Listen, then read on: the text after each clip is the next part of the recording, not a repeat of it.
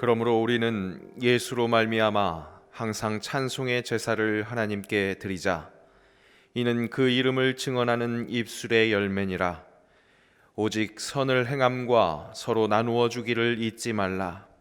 하나님은 이 같은 제사를 기뻐하시느니라.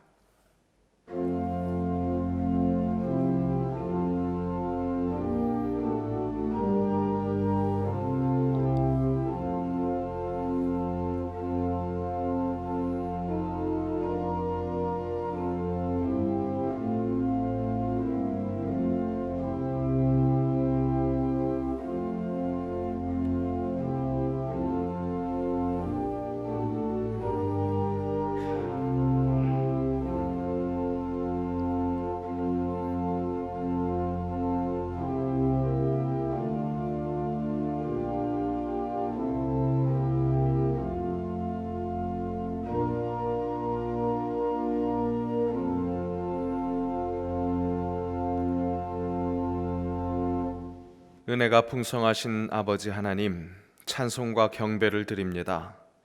성부 하나님께서 죄인들을 구원하시려고 독생자를 아끼지 않으시고 세상에 내어 주셨사오니 그 큰 사랑을 찬미합니다. 죄악 중에 죽어가는 우리를 살리시려 성자 예수님께서 십자가를 지시고 보혈을 흘리시며 고난을 받으셨으니 그 큰 은혜에 감사를 드립니다. 허무한 시절, 깊은 한숨이 나오는 시절이지만 이 사순절 기간에 성령님의 감동으로 이 모든 것을 깨닫게 하시고 저희들 심령의 구원의 감격이 넘쳐나게 하여 주옵소서. 예수님의 이름으로 기원하오며, 이 시간에는 한 주 동안에 지은 우리의 죄와 허물을 회개하는 마음으로 침묵하며 하나님께 나아갑니다.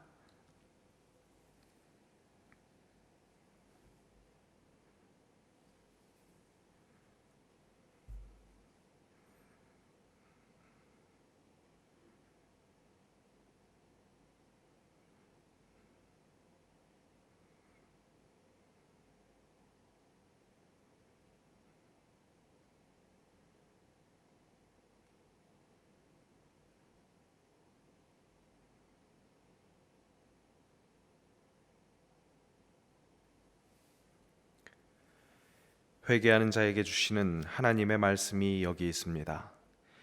주와 같은 신이 어디 있으리이까? 주께서는 죄악과 그 기업에 남은 자의 허물을 사유하시며 인애를 기뻐하심으로 진노를 오래 품지 아니하시나이다. 아멘.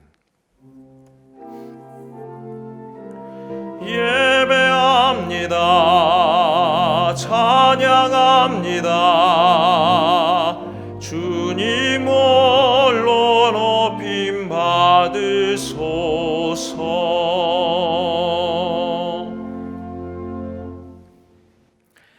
교독문 124번 사순절 첫 번째 말씀을 함께 교독하겠습니다. 내 하나님이여, 내 하나님이여, 어찌 나를 버리셨나이까?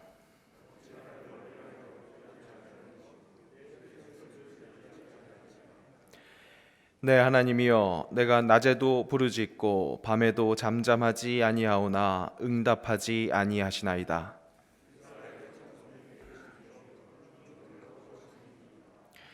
우리 조상들이 주께 의뢰하고 의뢰하였으므로 그들을 건지셨나이다.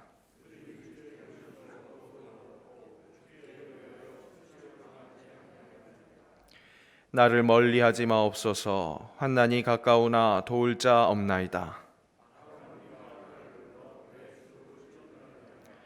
내가 내 모든 뼈를 셀 수 있나이다. 그들이 나를 주목하여 보고 내 겉옷을 나누며 속옷을 제비 뽑나이다.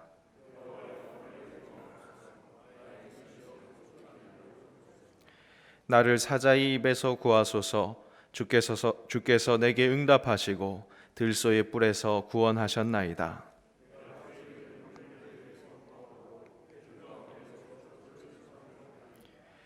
여호와를 두려워하는 너희여, 그를 찬송할지어다.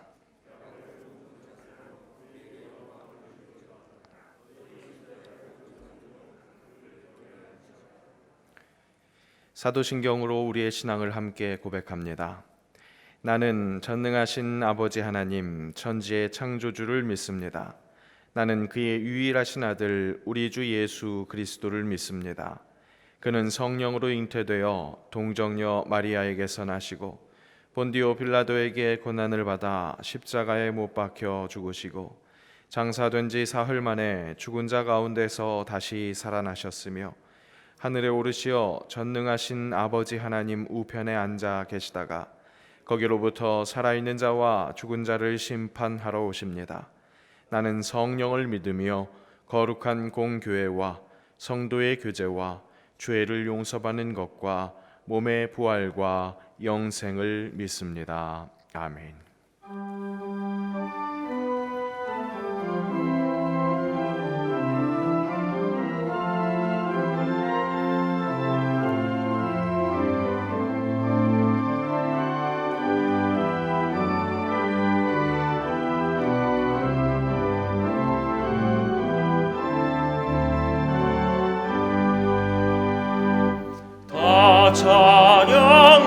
찬양하여라 전능왕 창조의 주께 내오나 주 찬양 평강과 구원의 주님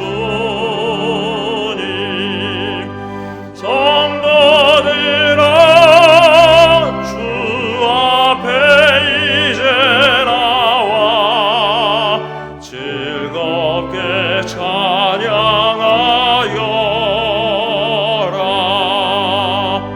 다 찬양하여라 놀라운 만유의 주께 포근한 날개 밑늘 품어주시는 주님 성도들아 주님의 뜻 안에서 내 소원 다 이루리라.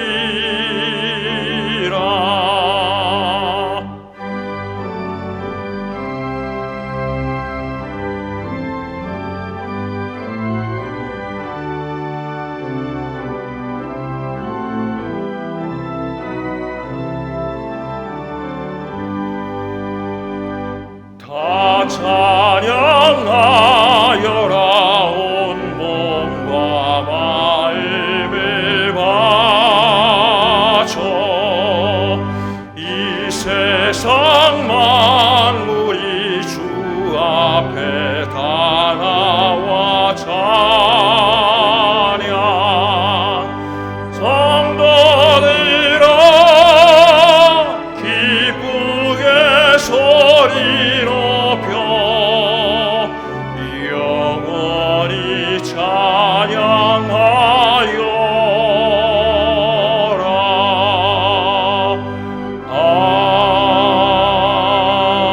아멘.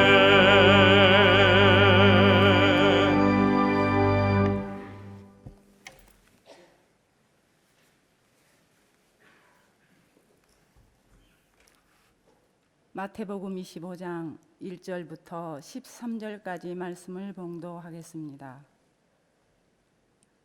그때에 천국은 마치 등을 들고 신랑을 맞으러 나간 열 처녀와 같다 하리니 그 중에 5은 미련하고 5은 슬기 있는 자라.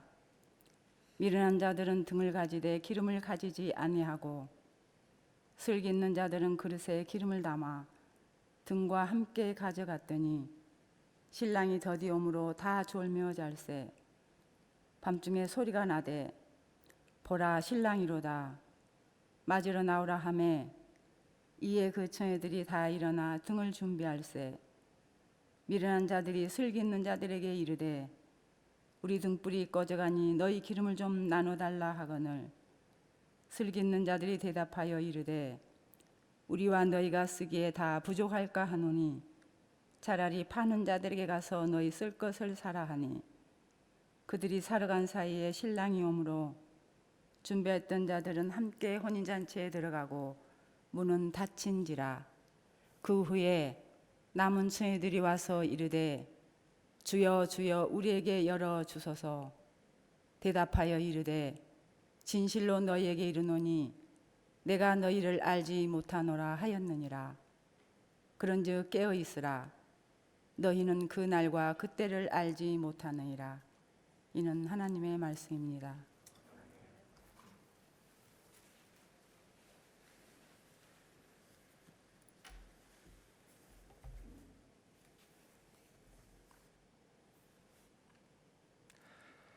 사랑과 은혜가 풍성하신 하나님, 독생자 예수 그리스도를 이 땅에 보내주시어 십자가를 감당케 하심으로 저희를 구원하여 주신 은혜 진심으로 감사를 드립니다. 사순절 넷째 주일, 연동의 가족들이 예배당에 나오지 못하고 각 가정에서 예배를 드립니다. 예배의 처소마다 하나님 임재하여 주실 줄 믿습니다.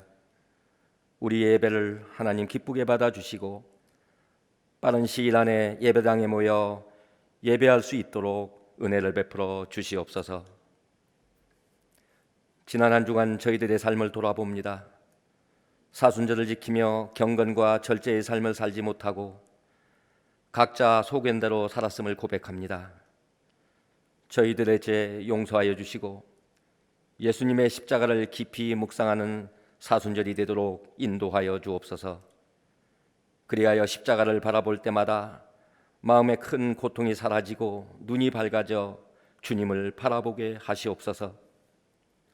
하나님, 주님의 핏값으로 세워진 연동교회가 하나님의 사랑이 늘 충만하고 세상의 빛과 소금의 역할을 잘 감당하길 원합니다. 세상은 정치적 이념으로 나뉘며 내 편으로 편가름하고 이단 사이비가 난무하여 나라를 어지럽게 하고 있습니다. 이 땅의 교회들이 오직 주님의 말씀에 귀를 기울이며 주님의 십자가만 자랑하는 교회, 십자가만이 유일한 승리의 길임을 선포하며 코로나19로 말미암아 두려워 떨고 있는 백성들에게 소망이 되는 교회, 사회적 책임과 의무의 모범을 보임으로 사람들에게도 칭찬받는 교회가 되게 하시옵소서. 전능하신 하나님, 이 나라와 민족을 불쌍히 여겨주시길 원합니다. 코로나19로 온 나라가 일상이 멈추고 혼란에 빠져 있습니다. 전 세계로 퍼지고 있는 코로나 바이러스를 소멸시켜 주시고 확진자들과 격리자들을 속히 치유하여 주시길 원합니다. 또한 담당 공무원들과 의료진과 자원봉사자들이 피곤치 않도록 건강을 지켜 주시옵소서. 경제적으로 모두가 어려워지고 있습니다. 정부와 온 국민이 한마음 한뜻이 되어 이 난국을 지혜롭게 헤쳐나가게 하시고 어려움 당한 이웃들을 외면하지 않고 함께 고통을 나누게 하시옵소서. 저희들의 가정도 더욱 풍성한 주님의 은혜가 필요합니다. 특별히 어르신들과 환우들의 건강을 지켜주시며 학교에 가지 못하는 자녀들을 주님의 사랑으로 감싸 주시옵소서. 말씀을 선포하실 위임 목사님, 영육을 더욱 강건케 하여 주시고 성령의 능력으로 날마다 붙들어 주시길 원합니다. 말씀을 듣는 저희들의 마음이 하나님께로 향하게 하시어 선포되는 말씀이 삶의 지침이 되게 하시옵소서. 이 예배를 주 성령께서 인도하여 주시기를 간절히 원하오며 예수님의 이름으로 감사하며 기도하옵나이다.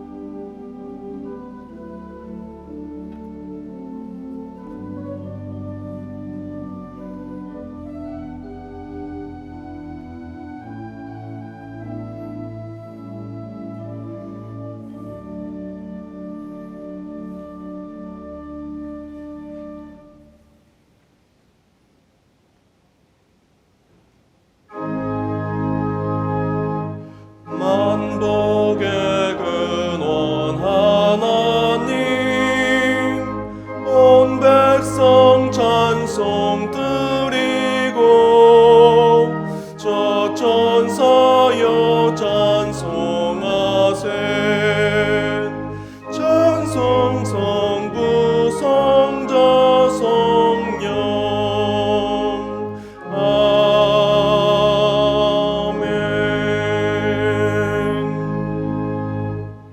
복의 근원이 되신 하나님 감사합니다. 한 주의 삶 참으로 어렵고 힘들게 저희들 보냈지만 주님께서 은총과 사랑을 베풀어 주셔서 건강하고 은혜 가운데 살게 하심을 감사드립니다. 주님의 날 맞이하여 각자의 자리에서 주님 앞에 예배를 드립니다.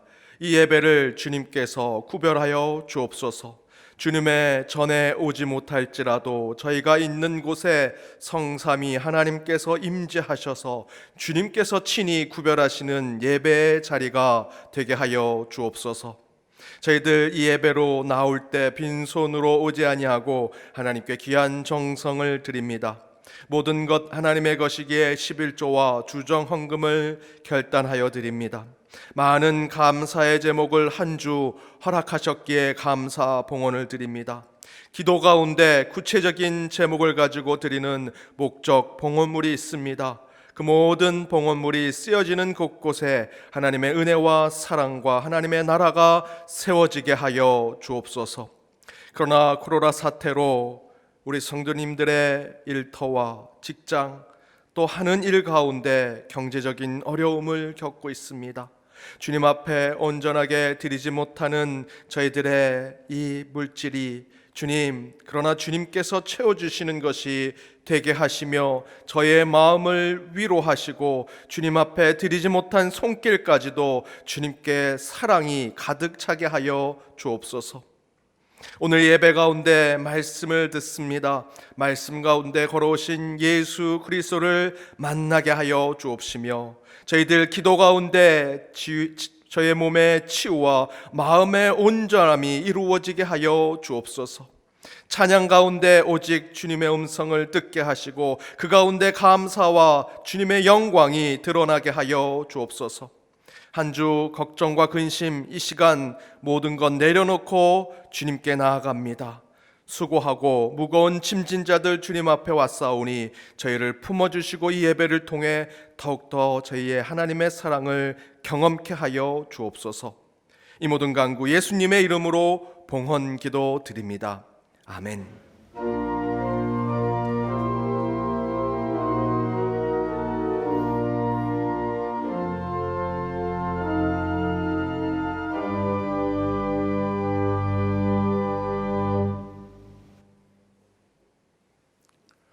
코로나19 사태로 우리 연동교회 성도님들 예배 자리에 함께 이 처소에서 예배를 드리지 못할지라도 각 가정에 하나님의 은혜와 사랑이 함께 하시고 또 그 가정과 또 직장과 일터에 더욱더 하나님의 보호하심이 있기를 간절히 기원합니다. 광고를 드리도록 하겠습니다. 오늘 주일 예배는 가정에서 인터넷 영상 예배로 드립니다. 실시간으로 함께 예배를 드립니다. 그 예배에서 저희들이 준비하고 또 예비할 것들을 잘 준비해서 온전하게 각 가정에서 예배를 드리기를 원합니다. 온라인 봉헌 안내해 드립니다. 우리 스크린에 나온 대로 온라인 봉헌을 주님 앞에 정성껏 드리기를 원합니다. 특별히 우리 교회는 헌금 계좌는 하나뿐입니다. 혹여 보이스피싱에 여러분 현혹되지 마시고 주보와 또 우리 지금 나와 있는 그 신용협동조합의 헌금 계좌로만 헌금을 보내시면 되겠습니다. 자세한 내용은 스크린을 보고 참조하시면 되겠습니다. 주일학교 예배도 유튜브 채널을 통해서 각 부서로 진행됩니다. 예배 시간과 비교해 각각의 부서의 차이점들을 확인하셔서 우리 학부형 되신 성도님들께서 자녀들에게 예배를 잘 드릴 수 있도록 지도해 주시기 바랍니다.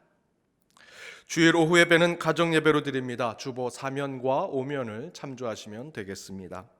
수요 기도회는 인터넷 영상 예배로 드립니다. 지난주와 이번 주에 고난에 대해서 주제를 가지고 함께 말씀을 나누고 있습니다. 이번 주에는 세상이 겪는 고난에 대해서 함께 수요 기도회 때 말씀을 나누도록 하겠습니다. 예배를 온 가족 새벽 기도회도 인터넷 영상 예배로 드립니다. 주보 6면을 참조하시면 순서를 확인하실 수 있습니다. 그 외 예배 및 모임은 추후 공지가 있을 때까지 모이지 않도록 하겠습니다. 사순절 기간입니다. 그리스도의 십자가의 고난을 묵상하고 경건과 절제로 신앙을 지켜나가는 우리 연동의 모든 성도님들이 되시길 바랍니다. YD 유튜브 채널에 많은 관심과 참여를 부탁드립니다. 주일 예배를 실시간 영상으로 유튜브 채널로 보실 수 있습니다. 코로나19 극복을 위한 연동 기도 릴레이가 우리 교육자들과 장로님들이 준비된 기도로 1시간씩 저녁에 진행되고 있습니다. 유튜브 채널을 켜놓고 함께 기도해 주시면 되겠습니다. 연동의 별이 빛나는 밤에 매주 목요일마다 올라갑니다. 우리 성도님들의 신앙의 간증을 함께 나누는 시간을 갖도록 하겠습니다. 또한 예배 및 설교 영상이 계속해서 업로드되고 있습니다. 기타 영상들도 함께 보시면서 우리 성도님들이 유튜브 채널을 통해 서로 안부를 묻고 서로의 삶을 나누는 시간이 되시기를 바랍니다. 한식 합동 추모 예식 4월 4일로 예정되어 있던 합동 추모 예식은 개별 성묘로 대체하도록 하겠습니다. 추모 예식 순서지는 홈페이지 공지사항에서 다운로드 받으시고 또는 교회 경비실에서 받아가시면 되겠습니다.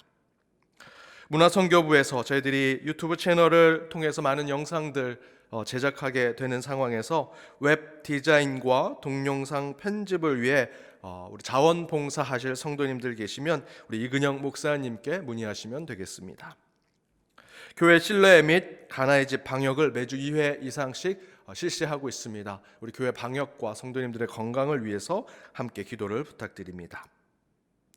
황재문 공로 집사님 모친 되시고 문세희 권사님 시모 되시고 황예진 집사님의 조모, 강윤식 선도님의 처 조모 되신 정정순 권사님 별세하셔서 17일 경북 예천 선산에 모셨습니다. 우리 슬픔 당한 가족을 위해서 함께 기도해 주시고 위로해 주시기 바랍니다. 또한 우리 교회는 지난주 말씀드렸던 대로 계속해서 우리 코로나19 사태로 어려움을 겪는 교회 주변의 지역사회와 또 대구 지역에 많은 도움을 주고자 노력하고 있습니다. 지난주에 종로구청과 대구 지역 연합교회에 후원금을 전달했고요. 연동복지재단을 통해서 계속해서 구제사역을 진행하고 있습니다. 쌀과 라면, 김치를 나누고 있고 특별히 마스크를 저희들이 직접 제작하고 있습니다. 지금 마스크를 제작한 3개를 10,000원에 구입하실 수 있습니다. 그렇게 구입하신 비용으로 우리 지역사회에 마스크를 사기 어려운 분들을 지금 돕고 있습니다. 혹 더욱더 문의가 필요하신 분은 연동복지재단에 문의하시면 되겠습니다. 또한 다문화 이주민 가정들을 계속해서 돕고 있고 보시는 사진 옆에 샌드위치가 있습니다. 쪽박촌에 사시는 우리 어르신들이 계십니다. 이가 불편하신 분들에게 샌드위치를 제공하고 또 소담 도시락은 계속해서 진행 중입니다.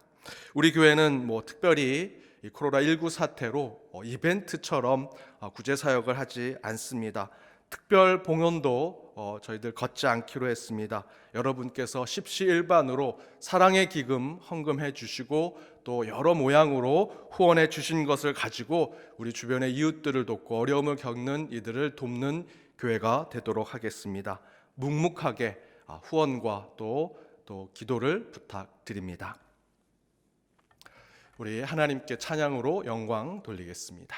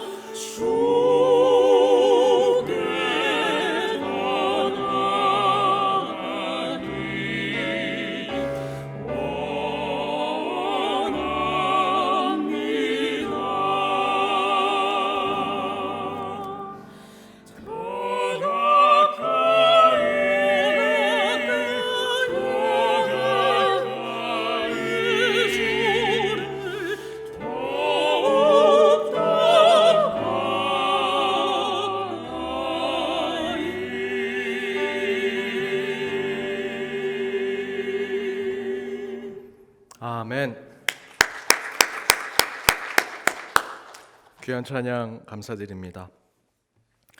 영화 타이타닉에 보면 그 마지막 배가 침몰할 때 오케스트라가 이 노래를 하는데 타이타닉은 침몰하지만 우리나라는 침몰하지 않도록 분명히 이 찬양으로 더욱더 힘없고 신앙으로 이겨내는 저와 여러분 우리 연동의 모든 성도님들 되시기 바랍니다. 우리 Keep Calm and Carry On이라고 하는 이 표현이 있습니다. 1939년 독일 나치가 영국 대공습을 앞두고 그 정보를 알고 영국의 정부가 영국 시민들에게 공습이 와도 평정심을 지키고 하던 일을 유지하십시오라고 하는 메시지를 준 것입니다.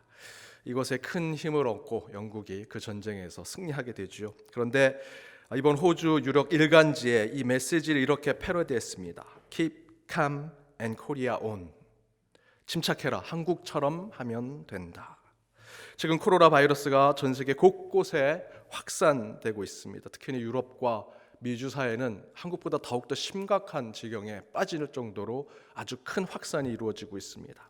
이젠 다른 나라들이 우리나라보다 더 확진자들과 사망자들이 많아진 상태가 되었습니다. 그러면서 외국의 나라들이 외국인 입국 봉쇄 조치를 하지 아니하고 전국 이동 금지 명령을 내리지 않고 또 다수의 국민들을 테스트하면서 온 국민의 투명한 의사소통과 사회적 거리두기 등으로 전 국민적 동참을 통해 초기에 이 코로나 바이러스를 잘 극복한 한국을 높게 평가하는 동시에 그렇게 해야 각 나라들의 코로나를 극복할 수 있다라는 뜻에서 Keep Calm and Korea On이라고 하는 표현을 이 신문에서 썼습니다.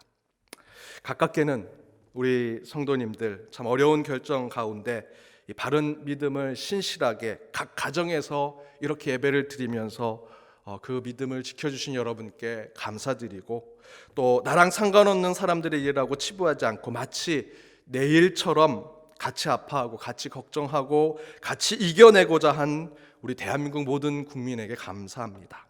물론 아직 끝나지 않았습니다. 지금까지 저희들 어려움을 겪고 있지만 지금까지 한 이대로 서로 더 신뢰하고 의지하면서 이 코로나 사태를 극복하는 저와 여러분 또 우리 연동교회가 되기를 바랍니다. 사순절 네 번째 주간입니다. 마태복음의 말씀 12번째 하늘나라의 비유 첫 번째 말씀을 나눠보고자 합니다. 말씀 전에 이런 질문을 한번 드리고 싶습니다. 천국에 가면 지금 옆에 있는 아내분과 남편분과 또다시 결혼을 하시겠습니까? 이 질문 하면서 이런 생각하실 수 있습니다. 목사님, 주일 아침부터 부부싸움 만드십니까? 왜 그런 질문하십니까? 실제로 제가 성경 공부에서 이 질문을 했더니 한 권사님께서 이렇게 답하셨습니다. 목사님, 천국에 가서도 결혼해야 됩니까? 아이고, 그럼 전 천국 안 가겠습니다. 물론 농담처럼 이야기하면서 함께 웃었던 적이 있었습니다. 어찌되었던 우리는 매 순간 하늘나라, 천국에 대해서 항상 궁금해하는 하늘의 시민권을 가지고 있는 하늘에 속한 자들입니다. 앞에서 이야기한 대로 천국에 가면 우리는 어떤 모습으로 천국에 있을까? 천국에 가도 결혼을 하게 될까? 천국에 가면 부자와 가난한 자가 여전히 나눠져 있을까? 궁금합니다. 천국은 어떤 곳일까? 항상 궁금하지요.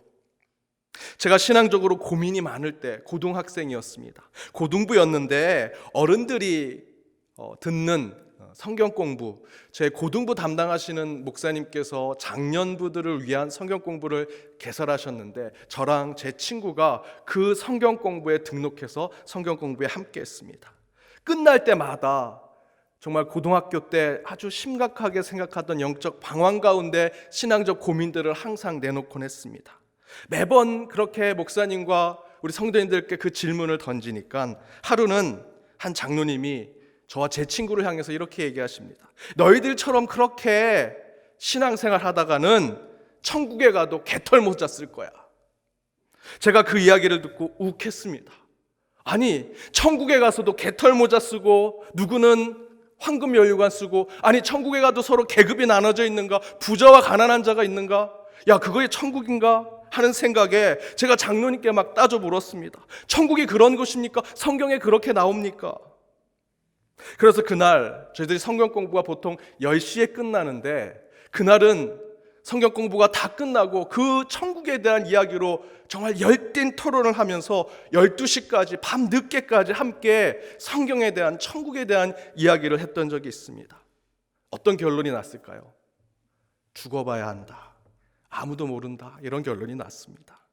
아무튼 우리는 이 땅이 전부라고 생각하면서 살아가는 자들이 아닙니다. 우린 그리스도인, 하늘에 속한 자입니다. 하늘의 시민권을 가진 자들이죠. 이 땅의 부귀 영화를 누려도 그리스도인이 되었다면 이 땅의 손에 쥔 물질과 세상의 어떤 것에 상관없이 항상 천국을 꿈꿉니다. 하늘나라, 주님 품에 어떤 삶을 살아갈까?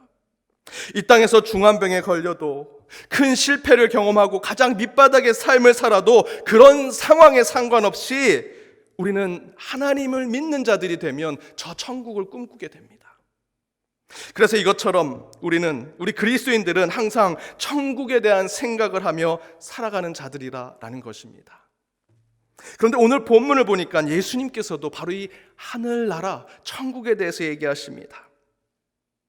1절에 보니까 그때의 천국은 마치 등을 들고 신랑을 맞으러 나간 열 처녀와 같다 하니라. 이렇게 예수님께서 천국에 대해서 얘기하십니다. 그런데 오늘 본문뿐만 아니라 마태복음 25장에서는 천국에 대한 얘기가 3번 나옵니다. 그 이야기를 함께 3주 동안 나누면서 하늘나라의 비유에 대한 말씀 시리즈를 함께 하고자 합니다. 그런데 먼저 오늘 본문에서 예수님은 하늘나라 천국에 대해서 이야기하시는데 여러분 마태복음이 28장까지 있습니다. 그런데 그 28장의 25절 뒷부분에 가서 공생의 마지막 때에 가서 예수님께서 천국에 대한 하늘나라에 대한 얘기를 하시는 거죠. 왜 그렇게 하셨을까? 이렇게 이해하시면 됩니다. 제가 신방을 다녀보면 우리 어르신들 특별히 몸이 쇠약하고 이제 곧 주님 품에 가시기를 기다리시는 성도님들을 뵈면 하나같이 신방 가서 그분들이 얘기하시는 것은 천국에 대한, 죽음에 대한, 하늘나라에 대한 이야기를 하십니다. 제가 미국에서 사역할 때 1960년대 서울 공대에 교수로 계셨다가 학장까지 하시고 도미하셔서 미국에서 사시고 매우 지적이고 아카데믹하면서 신앙을 아주 학문적으로 아주 냉철하게 하셨던 한 집사님이 계셨습니다. 신앙에 대해서, 교회에 대해서 매우 비판적이고 냉정하고 냉소적인 입장을 가진 분이셨습니다. 그런데 그분이 중환병에 걸리셔서 전보다 많이 기력이 쇠해지고 이제 곧 천국에 가기를 앞에 두시게 되었습니다. 제가 그래서 신방을 갔는데 하루는 같이 온 권사님들과 아내 되신 권사님이 같이 계셨는데 다 방에서 나가라고 얘기하십니다. 그리고 목사님만 남았으면 좋겠다. 그래서 제가 남게 됐습니다. 그 방에서 집사님과 혼자 이렇게 단둘이 남게 되었는데 그런 경우가 거의 없어서 저도 좀 당황스러웠습니다. 도대체 왜 남으라고 하셨을까? 무슨 말씀을 하실까? 이렇게 냉철하고 이성적이시고 지적인 분이시니까 혹시 마지막에 그래도 세례를 받으시고 믿음을 가지셨는데 그거 부정하시는 게 아닐까 걱정스러웠습니다. 그런데 그렇게 냉철하고 이성적이셨던 그 집사님이 이제 단둘이 있는 그 방에서 제게 이 질문을 하셨습니다. 목사님, 천국이 있습니까? 그래서 제가 이렇게 대답했습니다. 예, 그럼요. 저는 천국이 있다고 믿습니다. 라고 대답했습니다.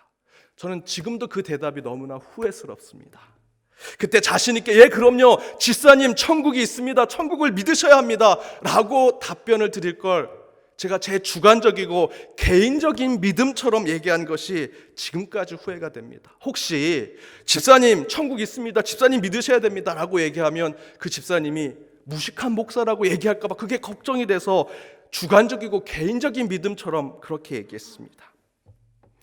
어찌되었던 그렇게 제가 대답했더니 그 집사님께서 이렇게 대답하셨습니다. 목사님, 제가 꿈에서 천국을 계속 보고 있습니다. 며칠째 계속 똑같은 꿈을 꾸는데 그 천국이라는 그 자리를 계속해서 보게 해주고 계십니다. 그런데 제 아내한테 제가 천국을 꿈속에서 천국을 본다는 얘기를 하면 80평생 아주 냉정하고 이성적이고 합리적으로 신앙생활을 했는데 지금 다 죽을 때가 돼서 천국이 보인다고 얘기하면 분명히 제 아내가 저보고 노망 들었다고, 치매 걸렸다고 얘기할까 봐 목사님한테만 얘기합니다 라고 얘기해 주셨습니다. 그리고 그 집사님은 3일 후에 돌아가셨습니다. 평생 예수, 믿음, 교회를 아주 냉소적이고 비판적이고 이성적으로 차갑게 신앙생활을 이어가던 분도 죽음을 앞에 두니 하나님께서 그에게 천국을 보여주시고 그분 또한 천국을 꿈꾸는 것을 보게 되었습니다. 이것처럼 예수님도 공생의 마지막에 십자가의 죽음을 바라보시면서 마태복음의 마지막 부분에서 천국을 우리에게 알려주고 계시는 겁니다.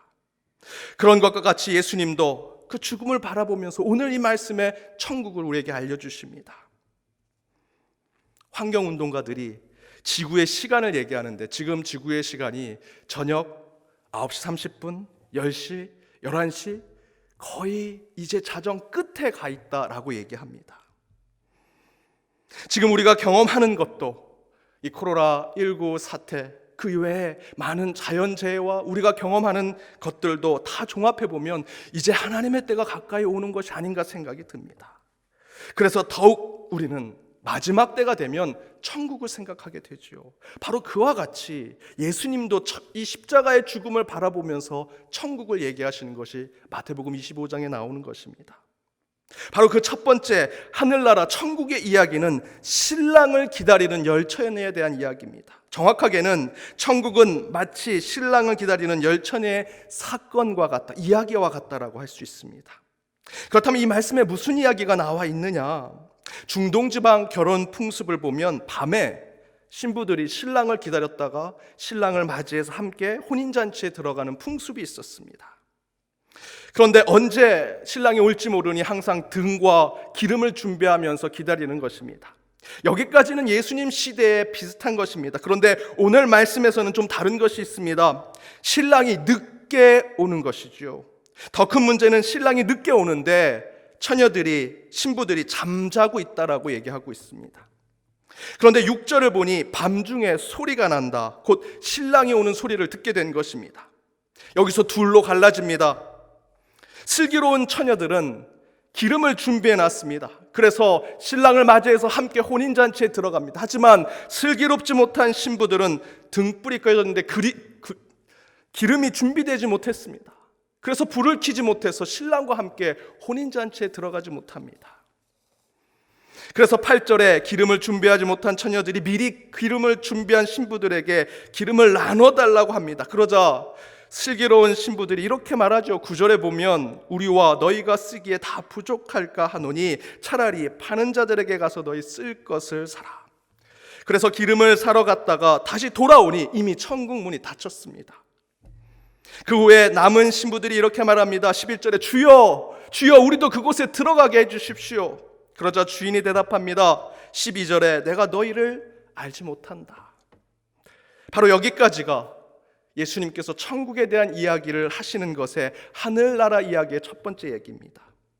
그렇다면 이 열처녀 비유, 이 열처녀의 이야기 속에서 주님께서 우리에게 깨닫게 하시고자 하는 그 하늘나라의 메시지와 그 비밀은 무엇일까? 저는 세 가지를 여러분과 함께 나눠보고자 합니다. 그 첫 번째는 밤중이라도 준비하는 자가 되어야 한다. 밤중이라도 준비하는 자가 되어야 한다는 것입니다. 6절을 함께 읽어보도록 하겠습니다. 6절입니다. 밤중에 소리가 나되 보라 신랑이 로다 맞으러 나오라 하매. 오늘 25장에서 하늘나라 비유 이전에 24장에서 하늘나라 이야기도 또 합니다. 그러면서 이야기하는 주제가 뭡니까? 항상 깨어 있으라, 항상 준비하라 라는 것입니다. 오늘 본문도 마지막 13절에 깨어 있으라, 그날과 그때는 알지 못한다라고 충고해주고 계십니다. 그러나 오늘 25장에서의 하늘나라 비유에서 한 가지 더 중요한 지혜를 우리에게 주고 계십니다. 6절 앞부분에 보면 이렇게 표현되어 있습니다. 밤중에 천국이 임하는 것에 준비하고 깨어 있는 것은 당연한 것이지요.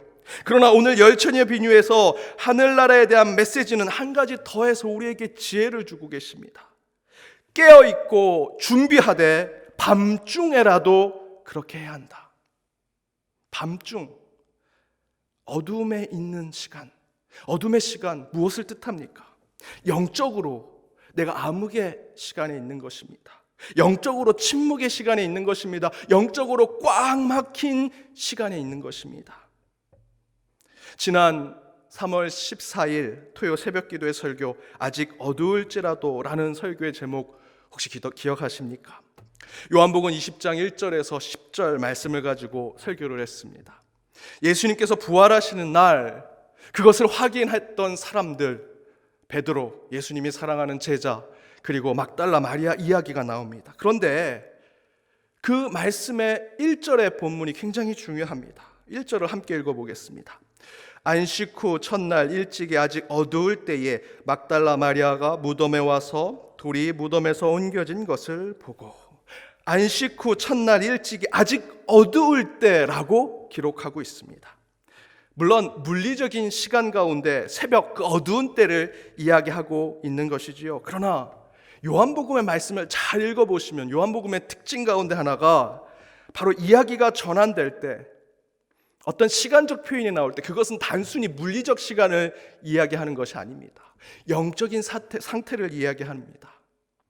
요한복음을 잘 읽어보시면 이튿날이란 표현이 자주 나옵니다. 이튿날. 단락에 바뀔 때마다 이튿날을 얘기합니다. 정말 이 일이 지난 것이 아닙니다. 영적인 상태와 상황이 변한 것을 얘기합니다. 또한 오늘처럼 갈릴리 바다에서 제자들이 배를 타고 가다가 풍랑을 맞을 때 이렇게 표현됩니다. 어두웠다라고 표현합니다.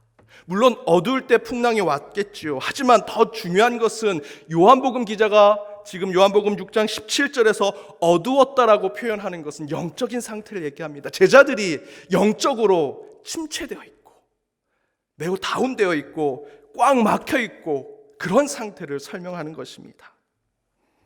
그런데 요한복음 20장에서 막달라 마리아가 아직 어두울 때 죽은 예수님께 향품을 바르러 갔다라고 증거하고 있습니다. 여기서 아직 어둡다라는 것은 무엇입니까? 영적으로 막달라 마리아가 침체되어 있다는 것입니다. 막달라 마리아뿐만 아니라 예수님을 따르던 제자와 사람들도 영적으로 침체되어 있습니다. 예수님 그렇게 따르던 스승과 랍비와 나의 주인 되신 예수님께서 십자가에서 죽으셨습니다. 장사 지내서 3일 동안 지금 누워 계십니다. 당연히 영적으로 침체가 되어 있죠. 어두움 속에 있는 것입니다. 그러나 중요한 것은 그 어둡고 침체가 되어 있고 어려운 시기를 겪고 있는 것 그 자체가 중요한 것이 아니라 막달라 마리아는 그 어둠에도 불구하고 죽은 그 시체로 있는 예수님께 향품을 바르러 무덤에 갔다라는 것, 그것이 더 중요합니다. 이처럼 우리가 가져야 할 종말의 시대의 바른 신앙은 하나님 세상이 어둡고 탁합니다 도와주십시오 라고 기도만 하는 것이 아니라 어둡고 탁할지라도 주님의 뜻을 이뤄내고자 작은 실천과 행동이 우리 교회와 우리의 신앙인들 가운데 있어야 한다는 것입니다. 막달라 마리아도 사랑하는 예수님의 죽음으로 슬프고 괴롭고 영적인 침체를 겪고 있죠. 그러나 그녀는 어두울지라도 시체로 누워있는 예수님께 향품을 바르러 어둠 속을 헤치고 무덤으로 갔다는 것입니다. 그래서 요한복음은 누가 최초에 부활하신 예수님을 세상에 증거했다고 기록하고 있습니까? 요한복음 20장 18절입니다. 함께 읽겠습니다. 막달라 마리아가 가서 제자들에게 내가 주를 보았다 하고 또 주께서 자기에게 이렇게 말씀하셨다 이르니라. 막달라 마리아입니다. 예수님이 사랑하는 제자, 예수의 수제자였던 베드로, 모두가 부활하신 예수님을 보지 못했습니다. 막달라 마리아가 어두움 속에 있는 영적으로 침체되어 있지만 그럼에도 불구하고 내가 해야 할 일을 했던 막달라 마리아가 부활하신 예수님을 보고 가장 먼저 부활하신 예수의 복음을 전하게 되었습니다. 밤중에 의연하게 신앙을 지킬 때 우리는 주님을 만날 수 있습니다. 오늘 본문도 마찬가지입니다. 진정으로 천국의 임재를 기다리는 자는 밤중에라도 준비하고 깨어있는 자들이 되어야 한다는 것입니다. 보네포의 옥중서신을 보면 감옥에서 부모님께 썼던 편지의 내용 중에 이런 글이 있습니다. 제게 고독, 이 어두움의 시기는 다른 사람들에게서처럼 그리 이상한 것이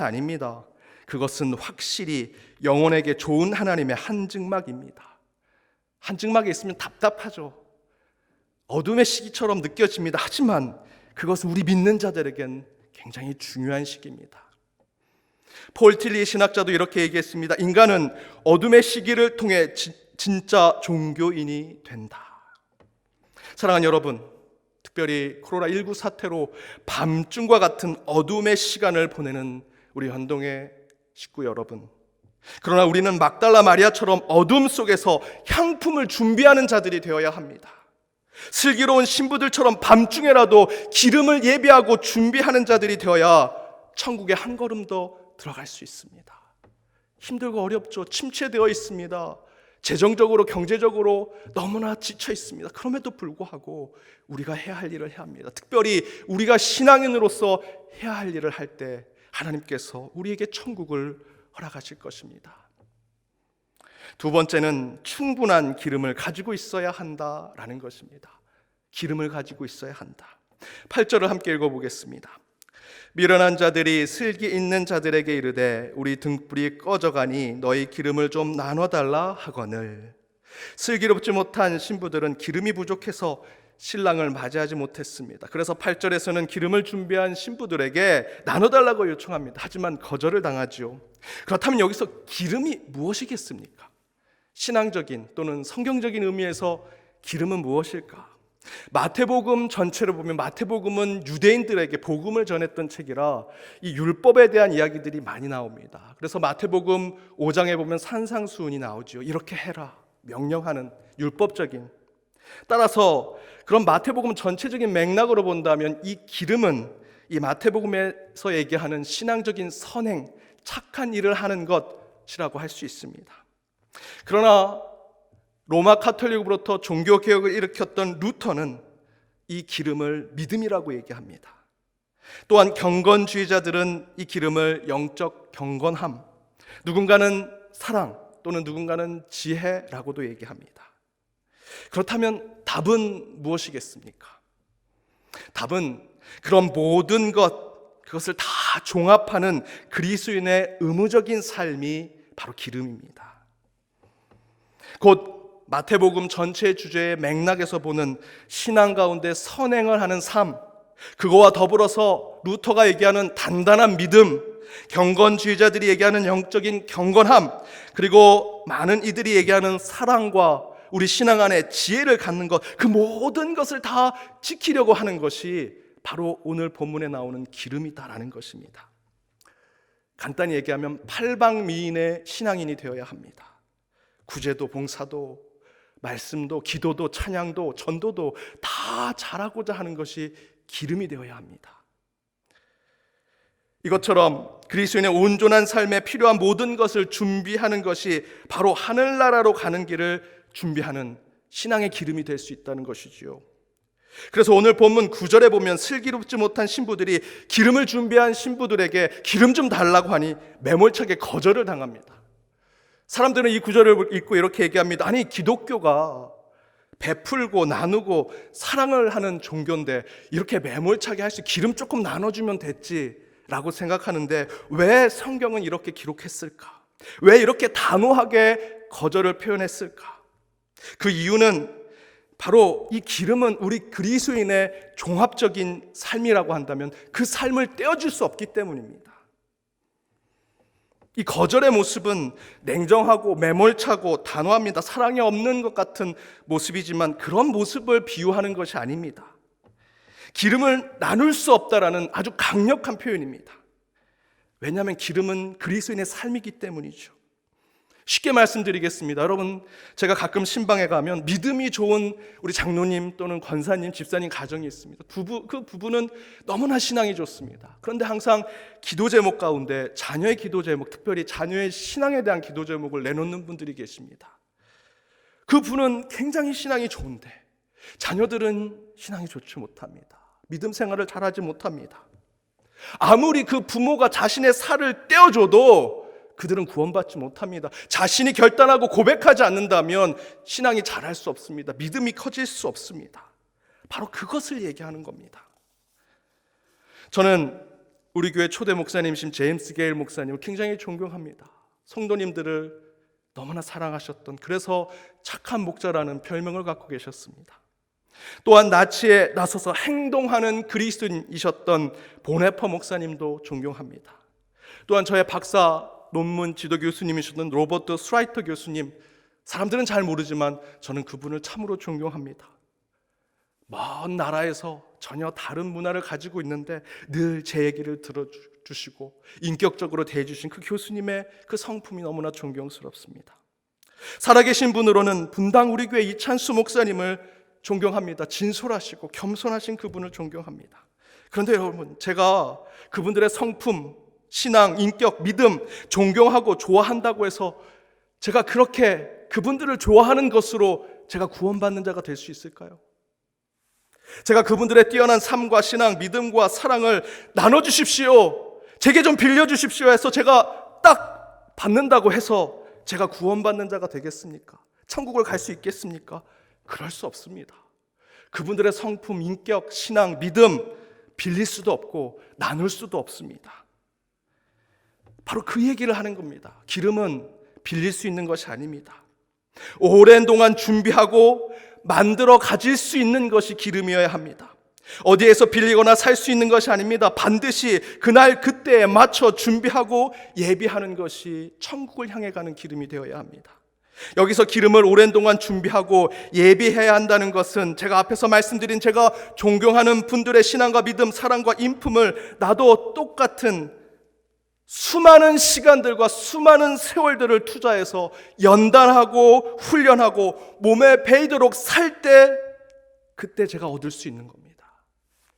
빌려오거나 떼어 가져올 수 있는 것이 아니라 그분들을 존경하고 그분들의 모습을 보면서 내 삶의 계속적인 연단과 훈련과 계속해서 그 시간을 내고 세월을 투자하면서 내 몸에 배이도록 살아갈 때 그때 저는 그분들이 살아가는 그 구원의 길을 쫓아갈 수 있는 것입니다.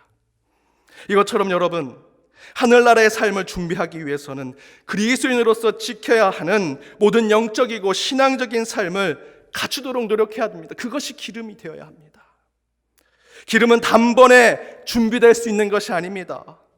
항상 늘 겸손한 자세로 어떻게 하면 그 길을 쫓아갈 수 있을까?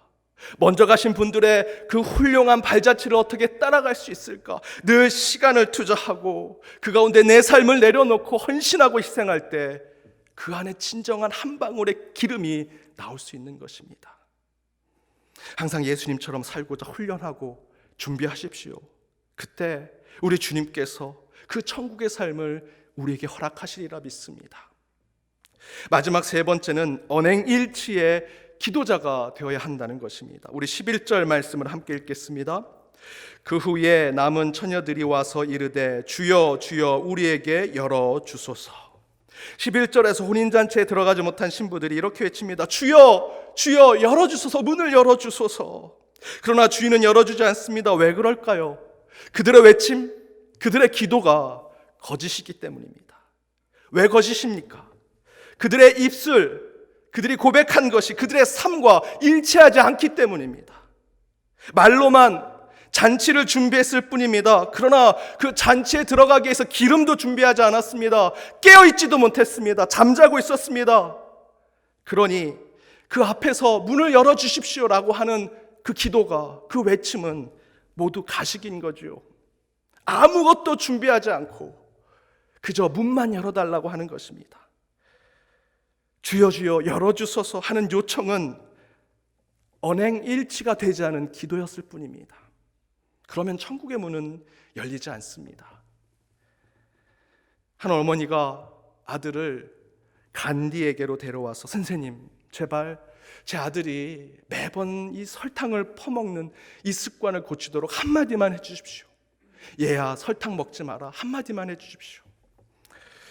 그런데 이 간디가 그 소년을 한참을 쳐다보더니 어머니한테 이렇게 얘기합니다. 보름 후에 오십시오. 저는 저 먼 곳에서 왔습니다. 제발 한마디만 해주십시오. 우리 아들이 선생님을 너무 좋아합니다. 한마디만 해주시면 그 습관을 고칠 것 같습니다. 그럼에도 불구하고 이 간디가 보름 후에 오십시오. 그래서 어쩔 수 없이 보름 후에 다시 왔습니다. 오자마자 그 간디가 그 아이를 붙잡아 놓고 바로 이렇게 얘기합니다. 얘야 설탕 먹지 마라. 그랬더니 그 아이가 그렇게 하겠다고 고개를 끄덕거립니다.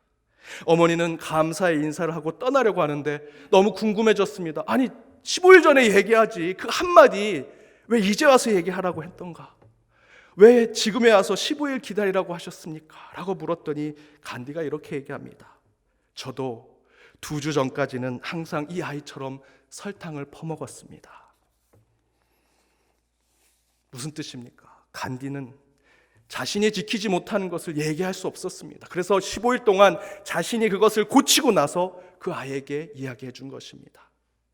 여러분, 우리 그리스도인들이 가장 많이 실수하고 잘못을 범하는 것이 무엇입니까? 말로만 사랑하고 말로만 의롭다 하고 말로만 용서와 화해를 얘기하지요. 가장 사랑 못하는 것이 교회라고 합니다. 가장 정의롭지 못한 자들이 그리스도인이라고 얘기합니다. 가장 화해와 용서를 못하는 것이 기독교라고 얘기합니다. 말로만.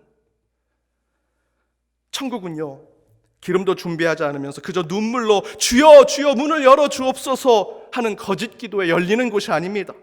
언행일치가 되지 않은 기도하는 자들에게 천국의 문은 열리지 않을 것입니다. 그만큼 천국은 가기 쉬운 곳이 아닙니다. 사랑하는 여러분, 우리는 그럼에도 불구하고 천국을 사모하는 자들입니다. 먼저 인생의 밤중이라도 신앙을 지키고 믿음의 삶을 살아내는 자들이 되셔야 합니다. 지금처럼 이 코로나 사태로 더욱 위중한 때에 슬기로운 신부처럼 막달라 마리아처럼 기름과 향품을 준비해 의연하게 믿음의 삶을 살아가는, 그래서 그 길 가운데 천국으로 나아가는 저와 여러분이 되길 바랍니다. 또한 신앙의 삶에 기름을 준비하십시오. 믿음의 삶도, 실천의 삶도, 구제와 봉사, 사랑과 용서의 삶도, 성경에 기록된 모든 그리스도인들이 지켜야 하는 삶을 다 지켜내고자 훈련하고 연단하고 그것이 몸에 배도록 그리스도인의 삶을 사십시오. 그래야 천국에서 떳떳하지 않겠습니까? 마지막, 언행일치의 기도자가 되십시오. 내가 하지 못하는 것 떠들지 마십시오. 남 정죄하는데 입을 벌리지 마십시오. 내 입으로 내놓은 것에 반드시 실천하고자 하는 신앙인의 모습이 있어야 합니다. 늘 겸손히 말하는 것에 대해서도 천국을 생각하시면서 여러분 기도하시고 실천하십시오. 바로 그때 우리는 하늘나라의 기쁨을 이 땅 이곳에서 누리고 즐기는 하늘에 속한 자들이 되리라 믿습니다. 그런 천국을 꿈꾸시는 이번 사순절 한 주가 되시길 주님의 이름으로 축복합니다. 함께 기도하시겠습니다. 구원의 하나님, 코로나 사태로 각자의 자리에서 예배를 드리오나 누구보다도 예배를 온전하고 바로 드리는 연동의 예배자들이 되게 하여 주옵소서. 그 가운데 말씀으로 결단하오니 주님, 하늘나라를 향해 나아가는 저희들이 더욱 인생의 어두움 속에서도 의연히 걸어가는 신앙의 길을 걷게 하시고 영적인 기름을 준비하여 더욱 그리스도의 의무를 바로 감당하는 자들이 되게 하여 주옵소서. 또한 언행일치의 기도자가 되어 거창한 외침의 기도가 아니라 일상의 삶 속에서 가장 작은 것에서부터 기도의 실천이 이루어지는 연동의 모든 권속들이 되게 하여 주옵소서. 어려운 시기에 더욱 기도와 말씀으로 함께하는 연동의 가족이 되기를 원하오니 다시 만날 때까지 인내하고 오래 참아내어 더욱 감격의 예배를 드리도록 준비하는 자들이 되게 하여 주옵소서. 이 모든 간구 예수님의 이름으로 기도드립니다. 아멘.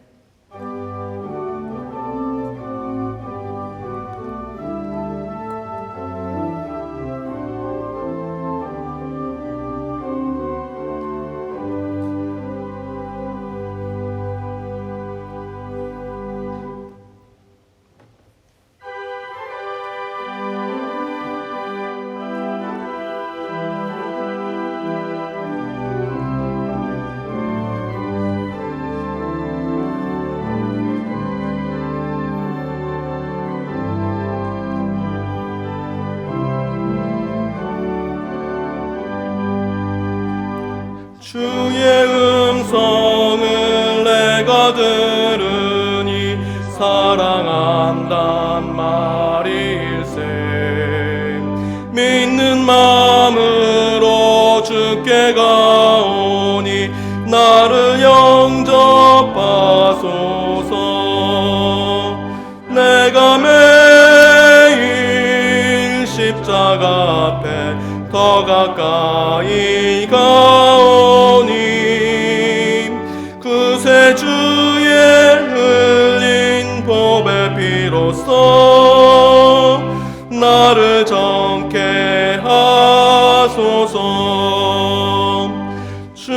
넓으신 은혜 베푸사 나를 받아주시고 나의 품은 뜻 주의 뜻같이 되게 하여 주소서. 내가 매일 십자가 앞에 더 가까이 가오니 구세주의 흘린 보배 피로써 나를 정케 하소서. 주의 보좌로 나아갈 때에 어찌하니 기쁠까. 주의 얼굴을 항상 배우니 더욱 친근합니다. 내가 매일 십자가 앞에 더 가까이 가오니 구세주의 흘린 보배 피로써 나를 정케 하소서.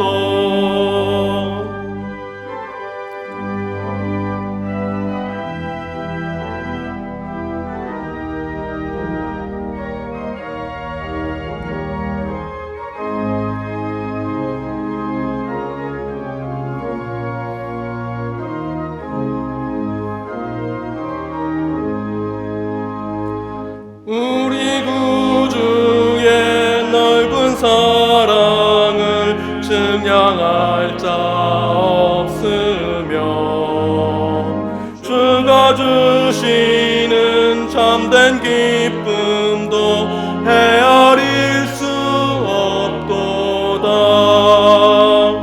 내가 매일 십자가 앞에 더 가까이 가오니 구세주의 흘린 보배 피로써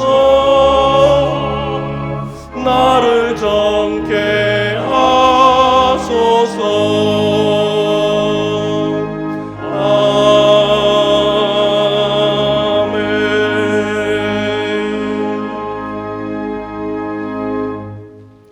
지금은 우리 주 예수 그리스도의 은혜와 하나님의 크신 사랑과 성령님의 감화, 감동, 교통, 역사하심이 어렵고 힘든 이 시기에 영혼의 기름을 준비하여 하늘나라로 향해 가는 믿음의 길을 온전히 걸어가기로 다짐하는 연동의 모든 권속들과 그들의 가정, 그들의 일터, 이 교회, 더불어 해외 곳곳에 있는 연동의 디아스포라와 이 나라 이 민족 위에 이제로부터 영까지 함께 하옵시기를 간절히 축원하옵나이다.